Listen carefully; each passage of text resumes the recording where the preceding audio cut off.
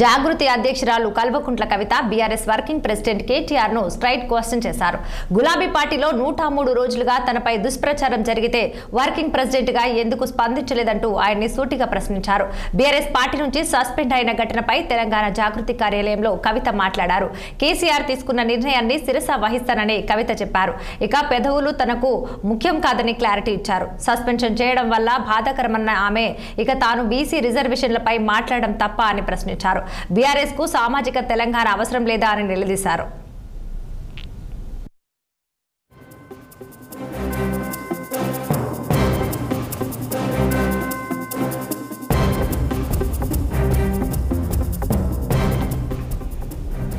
రేవంత్ రెడ్డితో హరీష్ రావు కలిసి ఫ్లైట్ లో ప్రయాణం చేసినప్పటి నుంచే తన మీద కుట్రలు మొదలయ్యాయని వెల్లడించారు.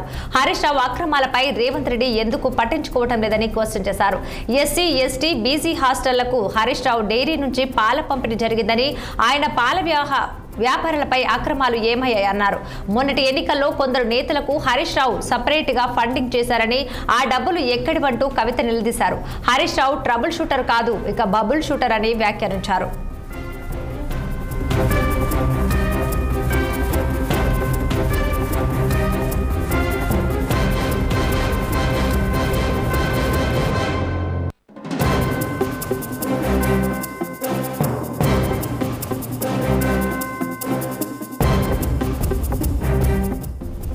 అదేవిధంగా నేరేళ్లలో దళిత యువకులను కొట్టించింది సంతోష్ రావే అని కుండబద్దలు కొట్టారు.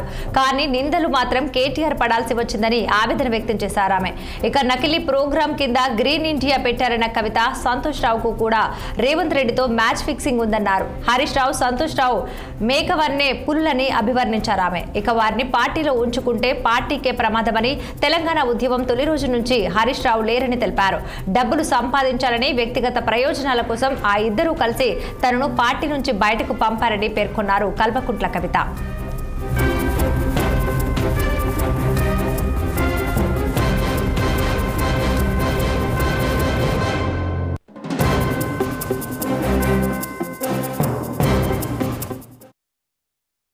మహిళా ఎమ్మెల్సీని మన పార్టీ ఆఫీస్లో కూర్చొని నా మీద కుట్రలు జరుగుతున్నాయని నేనంటే, మీరు వర్కింగ్ ప్రెసిడెంట్గా ఉన్నారన్నా, ఫోన్ చేయరా అన్న, నాకు ఏమైంది బేటా, ఎందుకు బాధపడుతున్నావు అని ఫోన్ చేయరా?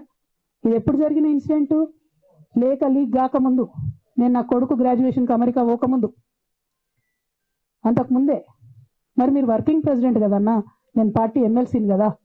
చెల్లెలు అన్న బంధుత్వాలు పక్కన పెడదాం ఒక్క నిమిషం.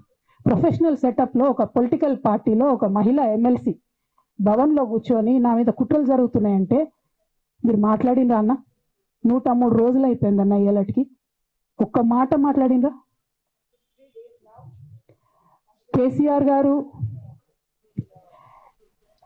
దగ్గర నుంచి కమ్యూనికేషన్ రావాలని నేను ఎక్స్పెక్ట్ చేయలే. వారు పెద్దవారు, వారికి అనేకమైన పనులు ఉంటాయి. మొత్తం పార్టీని ఇప్పుడు పునర్నిర్మించుకోవాల్సిన అవసరం ఉంది. తెలంగాణకు జరుగుతున్నటువంటి అన్యాయాన్ని వారు ఎప్పటికప్పుడు దిశానిర్దేశం చేయాల్సిన అవసరం ఉంది. కానీ వర్కింగ్ ప్రెసిడెంట్ గారి దగ్గర నుంచి ఫోన్ రాకపోవడం మాత్రం ఒక మాట అనిపించింది నాకు. నేను కేసీఆర్ గారి బిడ్డను, నేను కూర్చొని ప్రెస్ మీట్ పెడితేనే రెస్పాన్స్ రాలేదంటే, మరి ఇంకో మామూలు మహిళా కార్యకర్తకు బీఆర్ఎస్ పార్టీలో మన అన్యాయం జరిగితే రెస్పాన్స్ వస్తుందా? నాకైతే అనిపించలేదు. వస్తుందేమో నాకు తెలియదు. కానీ నేను ఒక మాటకు నాకు సంతోషం అనిపించింది. నాకు నోటీస్ రాగానే అక్కడ మహిళా ఎమ్మెల్సీలు కూర్చొని, మహిళలందరినీ కూర్చొని, ఫస్ట్ టైం అనుకుంటా భవన్లో 5 మహిళలు కూర్చొని ఇండిపెండెంట్గా ప్రెస్ మీట్ మాట్లాడింది. చాలా సంతోషం. ఇటువంటి అంతర్గత ప్రజాస్వామ్యం రావాలనే నేను కోరుకున్నా. మహిళలకు, ఎస్సీలకు, ఎస్టీలకు, బహుజనులకు కోటరీల అడ్డంకులు లేకుండా యాక్సెస్ రావాలి. అది మైక్కి యాక్సెస్ రావాలి, బాస్కి యాక్సెస్ రావాలనే నేను అనుకున్నా. అది జరిగింది, చాలా సంతోషం. దాన్ని సస్పెండ్ చేసినాక అయినా పర్లేదు, కానీ జరిగింది. నిన్న మహిళలందరూ కూర్చొని మాట్లాడే. నేనేమంటున్నా అంటే, కేసీఆర్ గారు, కేటీఆర్ గారు, నేను, మా కుటుంబం, మాది రక్త సంబంధం. పదవులు పోతానో, పార్టీలకు వెళ్ళి సస్పెండ్ చేస్తానో పోయేటటువంటి బంధం కాదు. కానీ ఎవరైతే వెస్టెడ్ ఇంట్రెస్ట్ ఉన్న పార్టీలు ఉంటారో, పార్టీలో ఉండి కేవలం డబ్బు సంపాదించుకోవాలనేటటువంటి ఒక ఆలోచనతో, వ్యక్తిగత లబ్ధి పొందాలనేటటువంటి ఆలోచనతో ఉన్నటువంటి వ్యక్తులు, వాళ్ళకి కావాల్సింది ఏంది? మేము ముగ్గురం కలిసి ఉండొద్దు, మా కుటుంబం బాగుండొద్దు, మా కుటుంబం విచ్ఛిన్నం అయితేనే వాళ్ళకి అధికారం వస్తుంది. దాంట్లో భాగంగా ఇవాళ మొదటి స్టెప్ నన్ను బయటేసిరు పార్టీలోకి వెళ్ళి. అది ఇక్కడితో ఆగదు. నేను గౌరవనీయులు పెద్దలు దైవ సమానులు కేసీఆర్ గారిని విజ్ఞప్తి చేస్తా ఉన్నా, మీకు ఒక సూచన చేస్తా ఉన్నా. దయచేసి మీ చుట్టూ ఏం జరుగుతున్నదో ఒకసారి చూసుకోండి నాన్న. నేను కేసీఆర్ గారిని పెద్దల్ని రిక్వెస్ట్ చేసేది ఒకటే, ఈయన చేస్తున్న నక్కజిత్తుల్ని దయచేసి గమనించండి. ఇవాళ నేను బయట పోతా కావచ్చు, నాదేముంది, ఉద్యమంలోకి వెళ్ళి వచ్చినా మళ్ళీ ఉద్యమంలోకే పోతా, నాకు భయం ఏముంటుంది, నాకు ఎన్నడూ పదవుల మీద ఆశ లేదు.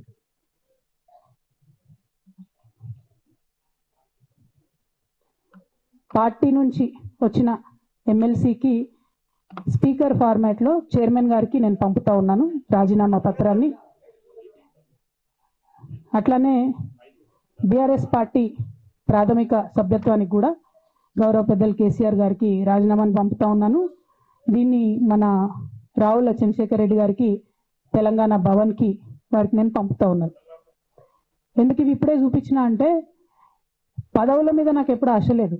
మేము ఉద్యమంలోకి వచ్చింది ఎందుకంటే మా నాన్న ఒక్కరు ఇంత ఒంటరి పోరాటం చేస్తున్నారు, ఎంత వీలైతే అంత ఆయనకు మద్దతు ఇవ్వాలని వచ్చినాం. ఆనాడు మేము ఉద్యమంలోకి వచ్చినప్పుడు పార్టీ అధికారంలోకి వచ్చే ఆస్కారమే లేకుండే, తెలంగాణ వస్తుందో రాదే అనే అనుమానాలు అంతటా ఉండే. మేము ఉద్యమంలో కొట్లాటలో లాఠీ దెబ్బలు తినడం కోసం, జైల్లోకి పోవడం కోసం ఆనాడు వచ్చినాం ఉద్యమంలోకి. అధికారంలోకి వస్తామనుకొని రాలే. రామన్న అయినా నేనైనా కేవలం నాన్న కోసమే వచ్చినాం ఉద్యమంలోకి. అందుకే మా కుటుంబం మీద కుట్ర. ఈ కుట్రను గమనించమనే నేను మా కుటుంబాన్ని కోరుతా ఉన్నా.